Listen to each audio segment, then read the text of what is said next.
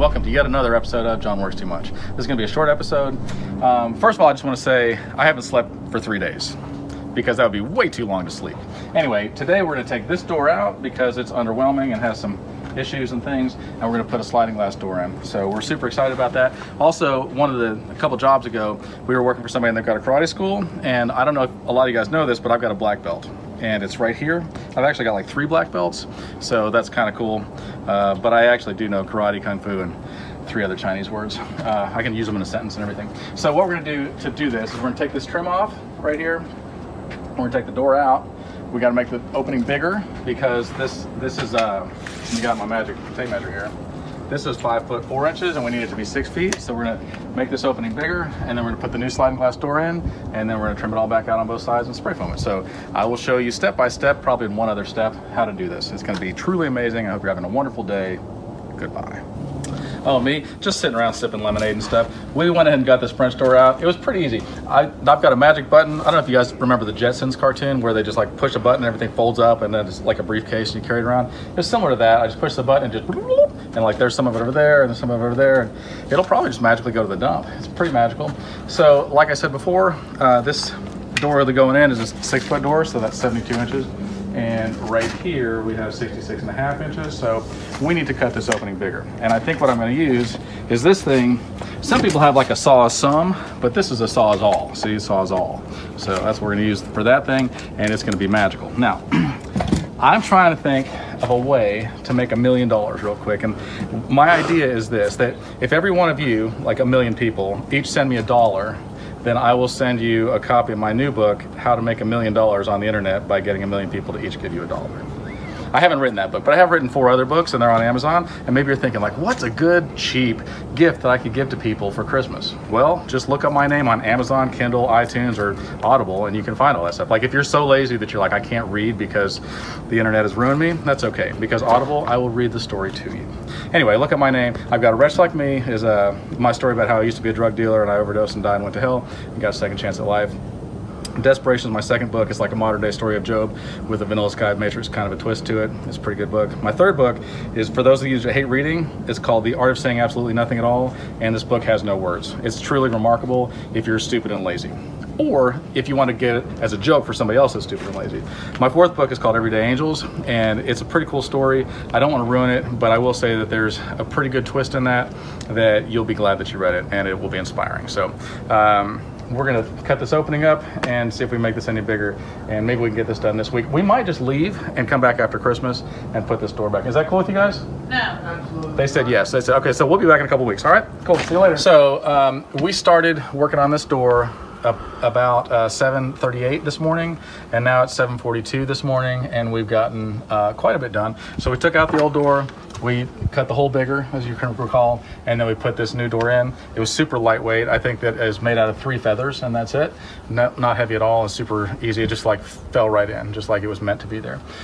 So you're probably thinking to yourself, what if there was some rogue air that was the wrong temperature that decided like it wanted to infiltrate your house? Could it come through here? The answer is yes.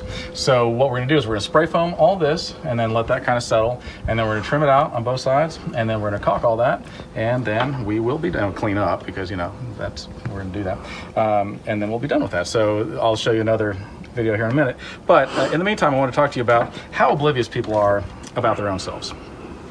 So in the Bible it talks about that on Judgment Day that Jesus will separate us from like the sheep from the goats. Just that easy. Just look over and go, you go on my left and you go on my right. It's just that simple. And he'll say to the ones on his left, when I was hungry, you didn't feed me. When I was thirsty, you didn't give me anything to drink. When I was naked, you didn't give me any clothes. When I was in prison, you didn't come and visit me. And because of this, then I never knew you, and you know, be gone. That basically is saying go to hell. And those people were like, but Lord, like they're oblivious. They're like, but Lord, when did we ever see you hungry or thirsty or naked or in prison and not help you? And he said, when you have not done this for the least of these, then you haven't done it for me. But equally as oblivious are the sheep, because he says to them, when I was hungry, you gave me something to eat. When I was thirsty, you gave me something to drink. When I was naked, you gave me clothes. When I was in prison, you came and visited me. And they were just like, as dumbfounded. They're like, when did we ever do any of this for you? Like equally as dumb. Just, huh? And he's like, whenever you helped one of the least of these, then you helped me too. But I just feel like we're all pretty oblivious. And if you're very, very confident about something, I would definitely like maybe rethink that, because you could be wrong. And I cannot think of a more horrible thing than to get to Judgment Day and be like, oops, I did that one wrong. Because that is going to have some serious consequences. So that's something to think about. We're going to get this door done. I love you guys. I hope you're having a wonderful day. What is today, Wednesday? I hope you're having a wonderful hump day. All right. A lot of you probably wonder, where does John eat? Well, I only eat in the most elegant restaurants and only in the best of places, like here in this driveway. And I'm having a Panda Express, and it's really delicious. So my friend Chadwick, he is also like me, like ridiculously intelligent. And several years back, he went into a tattoo shop in the middle of the night. I think he probably had some drinks. And then he asked, he said, hey, I want a tattoo. And they're like, are you drunk? And he took a 20 and slid it across. He was like, nope. And so he's like, I want a tattoo across my arm for peace, prepare for war, but in Latin. And they're like, we don't speak Latin. And he goes, it's cool, I know how to do it. So he writes it down, and they tattoo it on his arm. And he thinks he's very clever. And some years pass, and some girl that actually speaks Latin looks and reads his arm and says, that doesn't actually say anything. What's it supposed to say? And he's like, for peace, prepare for war. And she's like, yeah, it doesn't say anything. You got it all wrong. So it actually says sinus parabolum. So I constantly tease him that he has a sinus problem. So I'm not stupid like that. So for my next tattoo, a lot of people get Asian stuff tattooed on them, and so I want to make sure that I know what I'm tattooing on. So this says that it says water, but that's just a decoy. This actually means peace, love, tranquility, and I'm going to tattoo that right on my neck, which I think I'm quite a bit smarter. So let's see what my fortune says. I'm going to open this up. It says, you have a way of standing out in a crowd. Ugly people often do. Wow. I see how it is. Kick a man when he's down.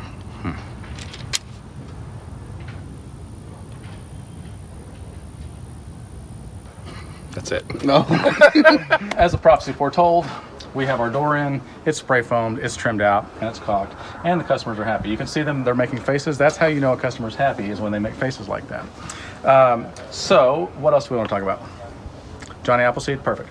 Johnny Appleseed once said that you can count the seeds in an apple, but you can't count the apples in a seed. And what does that mean? That means that you could look in there and be like, I don't know how many seeds are in an apple, 24, or whatever the number is. You'd be like, that's how many there are, and that's it. But even in just one seed, there could be gazillions of apples. I don't think that's a real number, but I think it's pretty cool. So we're super happy about this. Also, I want to say that he who's good at making excuses is rarely good at anything else. Our budget on this was just under $1 million and about 6 months. It was 182 days actually was our budget, and we came in way under budget and way under time. So the customer's very happy, and my boss is very happy. He's probably going to. Welcome to yet another episode of John Works Too Much. So I'm sure that most of you realize that yesterday was Thanksgiving, and to celebrate Thanksgiving, I wanted to teach my nephew all about the spirit of Thanksgiving. And so him and I both went to some neighborhood that was not ours, and we let them feed us, and afterwards we killed them, most of them. But then we left some of them, but we had them exported with disease blankets, and I think you really got the spirit of Thanksgiving. Also, this morning I was like, man, I'm still kind of hungry because I only ate 13 turkeys yesterday, and so I ate a kid's meal at McDonald's. The mom was not happy about it at all. I don't know why I ate the kids' meal. Anyway, so today we are going to take this shower out. It is beautiful, but we're gonna make it more beautiful. And come on in the shower with me, Alex. Oh, don't make it weird. Don't make it weird. So we're gonna take all this beautiful stuff out, and we're gonna put new beautiful stuff in. And so we're super excited, and I'm just happy to be here to see you guys again. So love you. See you soon. Bye. So it's been about 28 minutes, and as you can see, we took out all this tile. Come on in here. Took out all this tile, all the sheetrock, and what have you. No, don't turn sideways. All right, so then here's your drain. I'll show you. Down here is where your drain is, so there's just PVC sticking up. And this was cracked pretty bad. You can see how it's got a crack in it right there, and then it's split all the way down, right? Which means that it was leaking water underneath the house. So you get all these roots coming through because, trees are like, hey, you know what I like? Water. And so that is not great. So we're gonna go to the dump and Dump to the dump to the dump dump dump. dump. That's where the Lone Ranger takes his trash. We're going to do that. But I just want to tell you guys that you actually don't need a parachute to skydive. You just need a parachute if you want to skydive twice. So there you go. That should be helpful for you. Sometimes you're just like, nailed it. This is not one of those times. Missed it. So, come closer. Do you guys remember that guy that gave up? Nobody else does either. All right, so come closer. Come closer. Today we took out all this stuff. Yep, take a look around.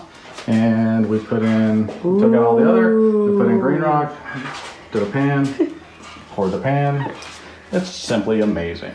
Now, I just want to talk to you real quick. I know you guys are busy and it's Black Friday. I know you think Black Fridays matter, and I'm like, all Fridays matter. But I just want to talk to you about homophobia. It is stupid. Who's afraid of homes? All right, that's all I got. Oh, hey there. So it's been about 28 minutes and we laid some tile. So I did all the easy stuff, like sitting there sipping lemonade, and my helper, who will remain nameless, did all the difficult stuff. And so thank you very much, helper who doesn't have a name. Pop your head in there and show everybody what we did. Isn't that pretty? And then of course on Monday we'll come back and we'll grout it. So it's a big old difference. And also last night, once I left here, I edited another music video called The Fig Tree. And so please check that out. I know it's like 2 days after Thanksgiving, and so you probably won't, but you know, don't let it slip by. It's a real good story. So I'll tell you the story behind that. Jesus is walking on his way to Jerusalem, and when he is, he goes over, and it's early spring, he goes over through this fig orchard, and he looks through this leafy tree because he's hungry, and there are no figs on it. And so he curses the tree, and he says, may you never bear fruit again. And then they go on their way to Jerusalem, they're there for 3 days, and they come back, and Peter says, Lord, behold, there's the fig tree that you cursed, and it's withered to the root. And Jesus says, that's right, and greater things than this will you do if you have faith the size of a mustard seed. You can say to this mountain, be uprooted and thrown into the sea, and it will be done for you. And that's all it says about the fig tree. And you're like, I don't know. But if you know anything about fig trees, which I do now, there are no figs on any fig trees anywhere in the world in early spring. And so the fact that Jesus knew that it was early spring and looked for fruit on this tree anyway, and then cursed it because it didn't have fruit, doesn't seem really very fair. You look at it and you go, but Jesus, none of the other trees had any fruit either. Why did you pick this one out? And none of them, it wasn't even fig season. And so if you think that deeply, then you're like, that seems like maybe one of the meanest things that Jesus ever did. And he had 3 days to like eat a Snickers, take a nap, whatever. And then Peter called him back out and was like, hey, there's that fig tree that you've cursed. At which point Jesus said, and if you have faith the size of a mustard seed, you can do literally anything.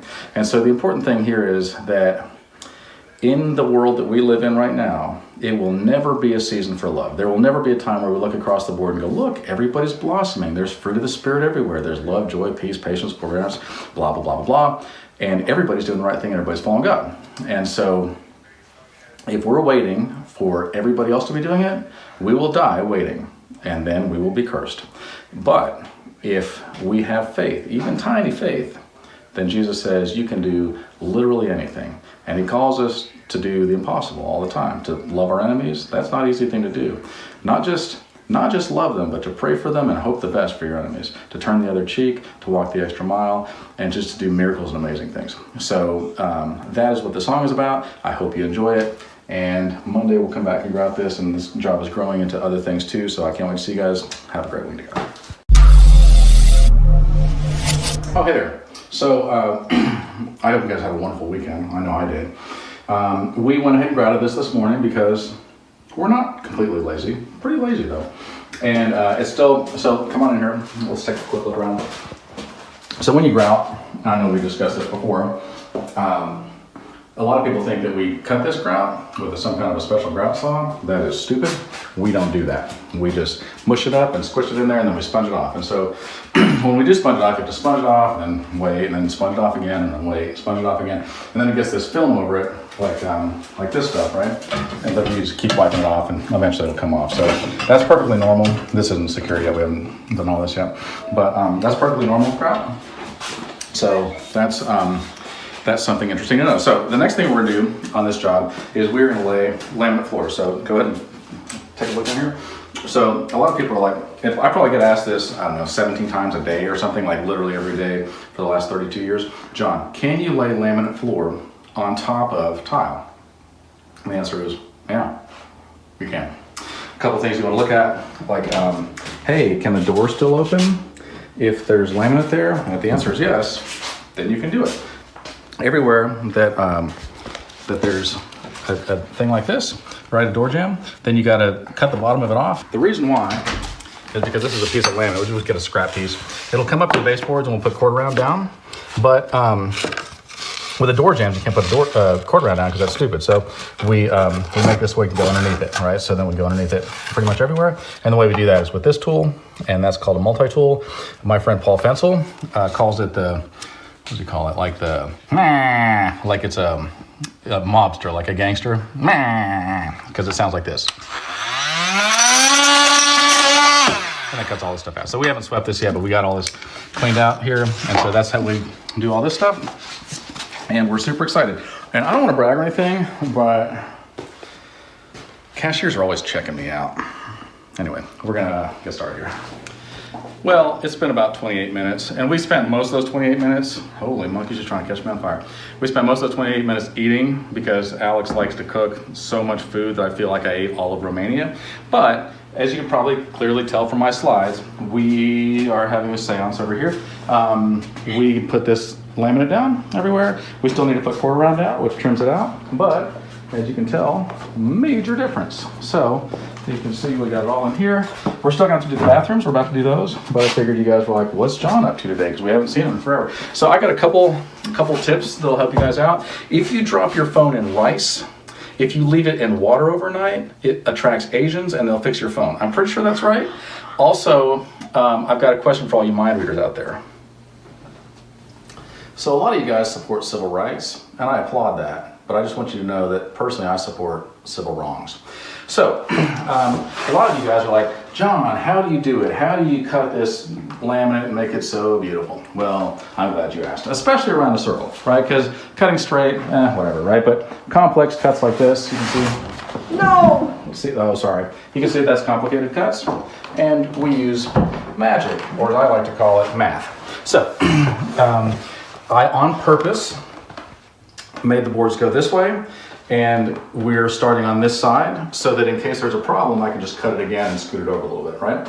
But for the most part, these are like straight little pieces, right? You can tell that that's pretty much a straight, you go around. So the way that you do this is, you can get how close if you want to, you measure this, you go, okay, well that's 4 5/16, right? And so then you come this way, you go 4 5/16, and then, and here's the mind-blowing part, you just take that and make a mark, okay? So, boom. Let's go table saw. We're gonna see if I'm right.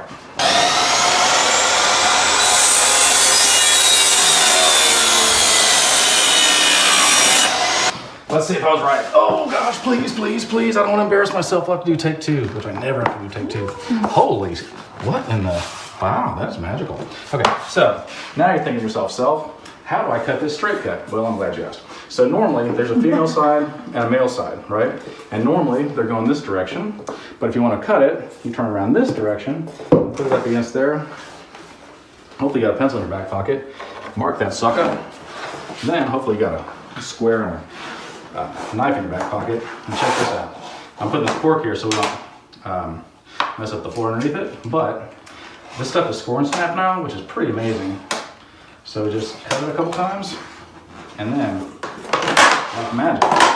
like magic, that happens.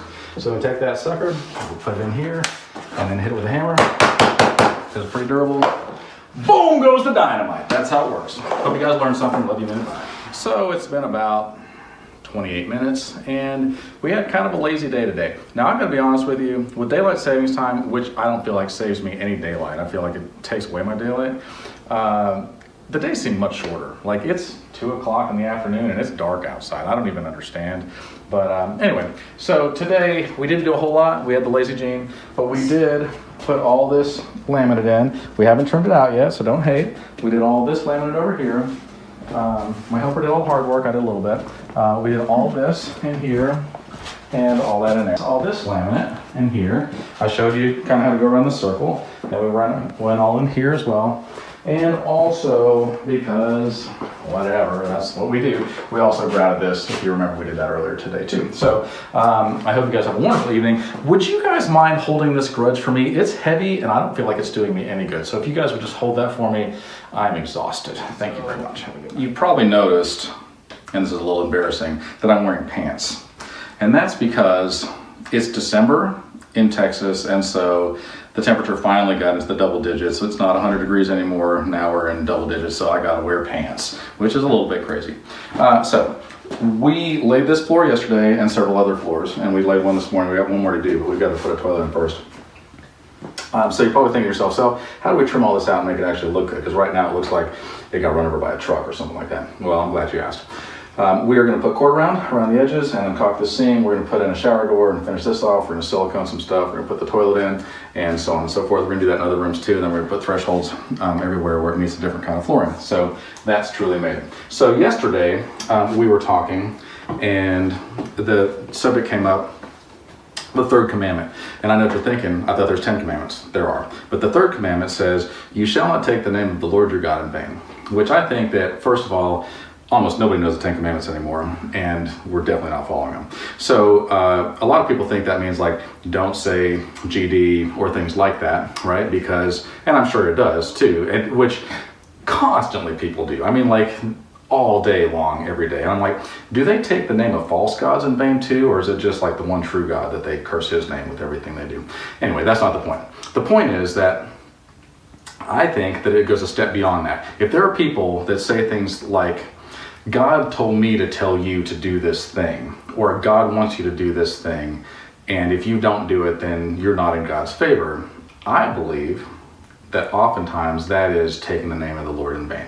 That is saying, I want you to believe that my will is God's will, and if you don't do my will, then you're disobeying God. And I think that that is highly offensive to both the people that have to listen to that garbage and to God.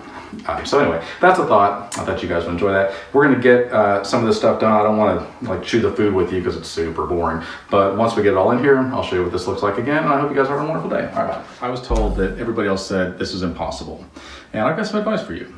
Literally everything is impossible if you have that attitude. But I don't. I've got the attitude that's like, I'm not afraid of anything, because what in the world is there really to be afraid of? So, I don't know if you remember, if we showed this to you, because I'm absent-minded, but we went ahead and laid this floor right here, and it looks beautiful. We turned it out with quarter round, so in case you don't know what quarter round is, it's that stuff right there. We put in a new toilet. We ended up putting in new shut-off valves and new supply lines as well. We put in a new faucet, because that's what we do. And, come on, we laid this floor. Here it is. So this is what it looks like. So we put cord around all the edges, and imagine that you got round, because everybody's like, quarter round, what's that? Imagine you got round, and then you cut it in quarters. That's a quarter round, and it looks like that, and that's what that stuff is, right? So it's a quarter of a round. And then these are thresholds, right? So here's a threshold that covers up, you got ugly cuts or whatever, and then this transitions from your wood to your carpet, or wood to tile, or wood to whatever in the world.